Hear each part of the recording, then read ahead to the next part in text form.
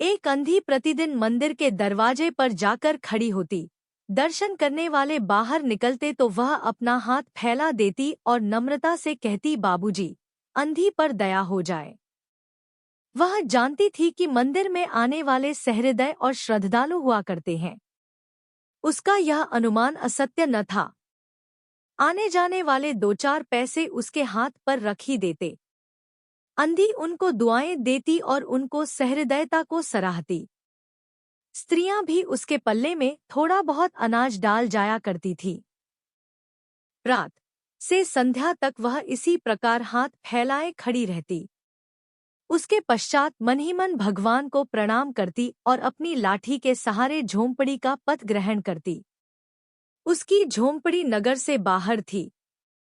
रास्ते में भी याचना करती जाती, किंतु राहगीरों में अधिक संख्या श्वेत वस्त्रों वालों की होती, जो पैसे देने की अपेक्षा झिड़कियां दिया करते हैं।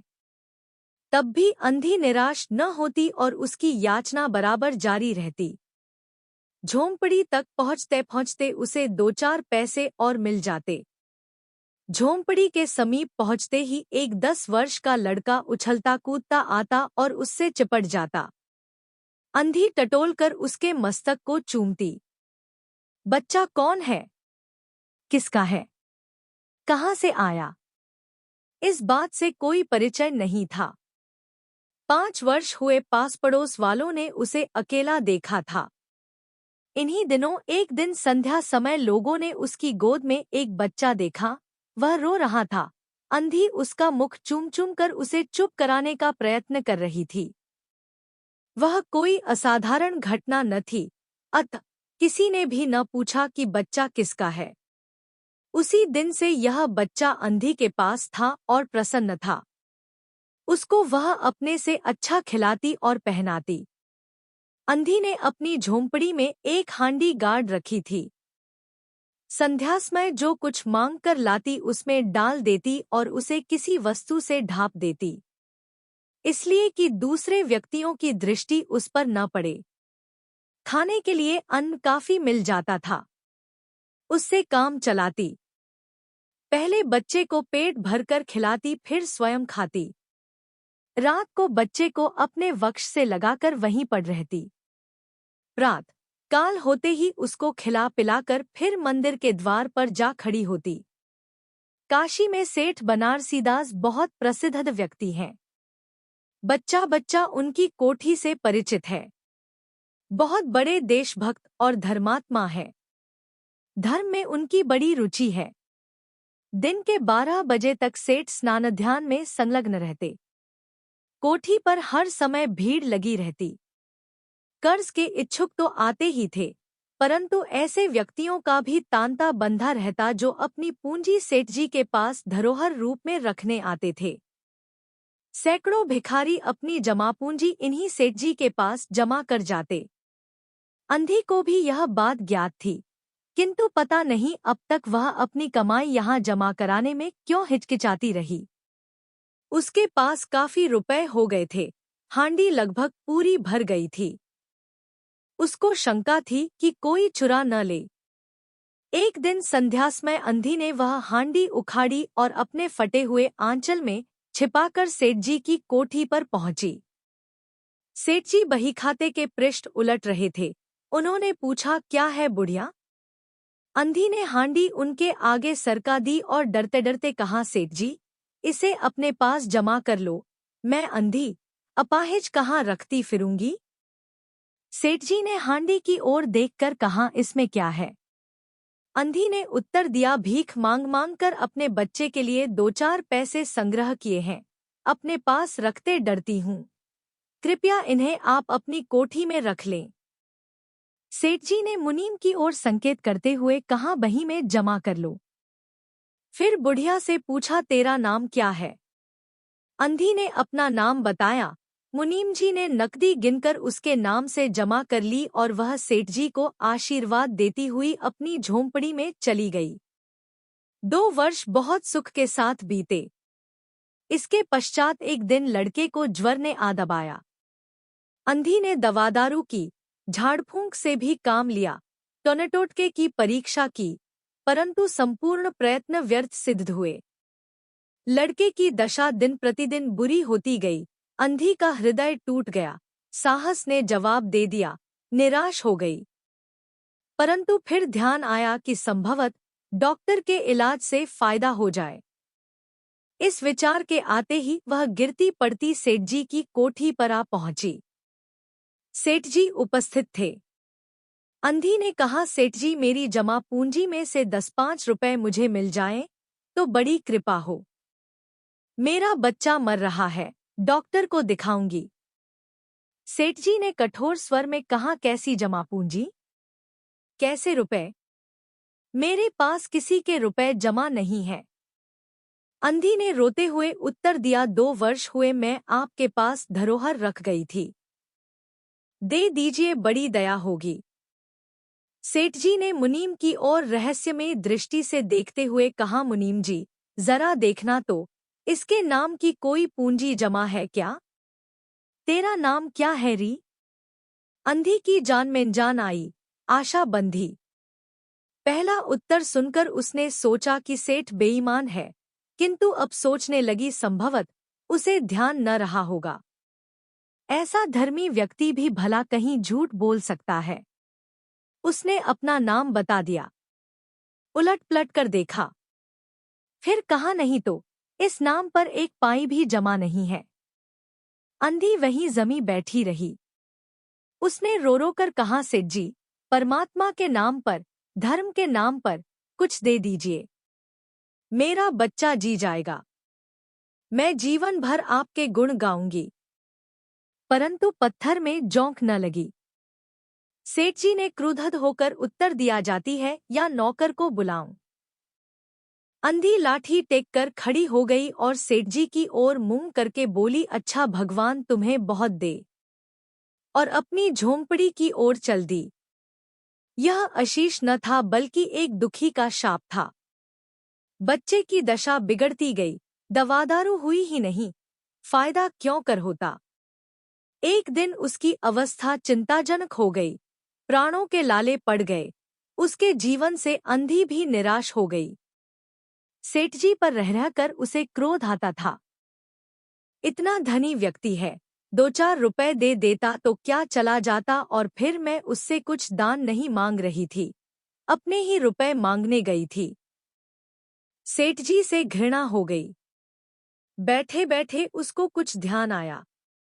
उसने बच्चे को अपनी गोद में उठा लिया और ठोकरे खाती, गिरती पड़ती सेठ जी के पास पहुंची और उनके द्वार पर धरना देकर बैठ गई।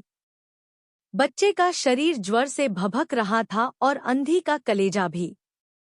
एक नौकर किसी काम से बाहर आया। अंधी को बैठा देखकर उसने सेठ जी को सूचना दी। सेठ जी ने आज्ञा दी कि उसे भगा दो। नौकर ने अंधी से चले जाने को कहा, किंतु वह उस स्थान से नहीं हिली। मारने का भय दिखाया, पर वह टस से मस न हुई। उसने फिर अंदर जाकर कहा कि वह नहीं टलती। सेठ जी स्वयं बाहर पधारे। देखते ही पहचान गए। बच्चे को देखकर उन्हें बहुत आश्चर्य हुआ कि उसकी शक्ल सूरत उनके मोहन से बहुत मिलती जुलती है। 7 वर्ष हुए तब मोहन किसी मेले में खो गया था। उसकी बहुत खोज की, पर उसका कोई पता न मिला। उन्हें स्मरण हो आया कि मोहन की जांघ पर एक लाल रंग का चिन्ह था। इस विचार के आते ही उन्होंने अंधी की गोद के बच्चे की जांघ देखी। चिन्ह अवश्य था, परंतु पहले से कुछ बड़ा।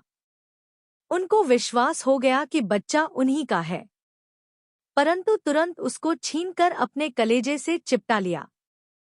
शरीर ज्वर से तप रहा था। नौकर को डॉक्टर लाने के लिए भेजा और स्वयं मकान के अंदर चल दिए। अंधी खड़ी हो गई और चिल्लाने लगी, मेरे बच्चे को न ले जाओ, मेरे रुपए तो हजम कर गए, अब क्या मेरा बच्चा भी मुझसे छीनोगे? सेठ जी बहुत चिंतित हुए और कहा, बच्चा मेरा है, यही एक बच्चा है, 7 वर्ष पूर्व कहीं खो गया था, अब मिला है, सो इसे कहीं नहीं जाने दूंगा और लाख यत्न करके भी इसके प्राण बचाऊंगा। अंधी ने एक जोर का ठहाका लगाया, तुम्हारा बच्चा है, इसलिए लाख यत्न करके भी उसे बचाओगे? मेरा बच्चा होता तो उसे मर जाने देते, क्यों? यह भी कोई न्याय है? इतने दिनों तक खून पसीना एक करके उसको पाला है। मैं उसको अपने हाथ से नहीं जाने दूंगी। सेठ जी की अजीब दशा थी। कुछ करते धरते बन नहीं पड़ता था। कुछ देर वहीं मौन खड़े रहे, फिर मकान के अंदर चले गए। अंधी कुछ समय तक खड़ी रोती रही, फिर वह भी अपनी झोंपड़ी की ओर चल दी। दूसरे दिन प्रात काल प्रभु की कृपा हुई या दवा ने जादू का सा प्रभाव दिखाया। मोहन का ज्वर उतर गया। होश आने पर उसने आंख खोली तो सर्वप्रथम शब्द उसकी जबान से निकला, माँ। चहुओर अपरिचित शक्लें देखकर उसने अपने नेत्र फिर बंद कर लिए। उस समय से उसका ज्वर फिर अधिक होना आरंभ हो गया। माँ माँ की रट लगी हुई थी। डॉक्टरों ने जवाब दे दिया। सेठ जी के हाथ पांव फूल गए। चहुओर अंधेरा दिखाई पड़ने लगा। क्या करूं, एक ही बच्चा है, इतने दिनों बाद मिला भी तो मृत्यु उसको अपने चंगुल में दबा रही है। इसे कैसे बचाऊं? सहसा उनको अंधी का ध्यान आया। पत्नी को बाहर भेजा कि देखो कहीं वह अब तक द्वार पर न बैठी हो, परंतु वह वहां कहाँ। सेठ जी ने फिटन तैयार कराई और बस्ती से बाहर उसकी झोंपड़ी पर पहुंचे। झोंपड़ी बिना द्वार के थी। अंदर गए।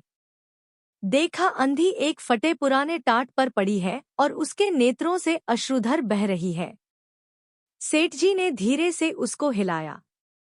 उसका शरीर भी अग्नि की भांति तप रहा था। सेठ जी ने कहा, बुढ़िया, तेरा बच्चा मर रहा है। डॉक्टर निराश हो गए। रह रहकर वह तुझे पुकारता है। अब तू ही उसके प्राण बचा सकती है। चल और मेरे, नहीं नहीं, अपने बच्चे की जान बचा ले। अंधी ने उत्तर दिया, मरता है तो मरने दो, मैं भी मर रही हूँ। हम दोनों स्वर्गलोक में फिर माँ बेटे की तरह मिल जाएंगे। इस लोक में सुख नहीं है, वहां मेरा बच्चा सुख में रहेगा। मैं वहां उसकी सुचारू रूप से सेवा शुश्रूषा करूंगी। सेठ जी रो दिए।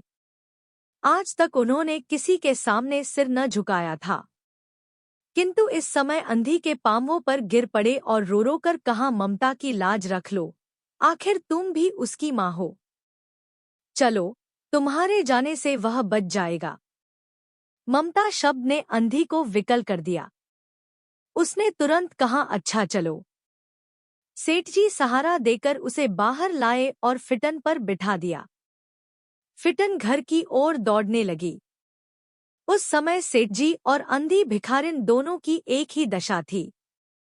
दोनों की यही इच्छा थी कि शीघ्र से शीघ्र अपने बच्चे के पास पहुंच जाएं। कोठी आ गई। सेठ जी ने सहारा देकर अंधी को उतारा और अंदर ले गए। भीतर जाकर अंधी ने मोहन के माथे पर हाथ फेरा। मोहन पहचान गया कि यह उसकी माँ का हाथ है। उसने तुरंत नेत्र खोल दिए और उसे अपने समीप खड़े हुए देखकर कहा, माँ, तुम आ गई। अंधी भिखारिन मोहन के सिरहाने बैठ गई और उसने मोहन का सिर अपने गोद में रख लिया। उसको बहुत सुख अनुभव हुआ और वह उसकी गोद में तुरंत सो गया। दूसरे दिन से मोहन की दशा अच्छी होने लगी और 10-15 दिन में वह बिल्कुल स्वस्थ हो गया। जो काम हकीमों के जोशानदे, वैद्यों की पुड़िया और डॉक्टरों के मिक्सचर न कर सके, वह अंधी की स्नेहमयी सेवा ने पूरा कर दिया। मोहन के पूरी तरह स्वस्थ हो जाने पर अंधी ने विदा मांगी। सेठ जी ने बहुत कुछ कहा सुना कि वह उन्हीं के पास रह जाए, परंतु वह सहमत न हुई। विवश होकर विदा करना पड़ा। जब वह चलने लगी तो सेठ जी ने रुपयों की एक थैली उसके हाथ में दे दी। अंधी ने मालूम किया, इसमें क्या है? सेठ जी ने कहा, इसमें तुम्हारे धरोहर है, तुम्हारे रुपए। मेरा वह अपराध? अंधी ने बात काट कर कहा, यह रुपए तो मैंने तुम्हारे मोहन के लिए संग्रह किए थे, उसी को दे देना। अंधी ने थैली वहीं छोड़ दी और लाठी टेकती हुई चल दी। बाहर निकलकर फिर उसने उस घर की ओर नेत्र उठाए। उसके नेत्रों से अश्रु बह रहे थे, किंतु वह एक भिखारिन होते हुए भी सेठ से महान थी। इस समय सेठ याचक था और वह दाता थी।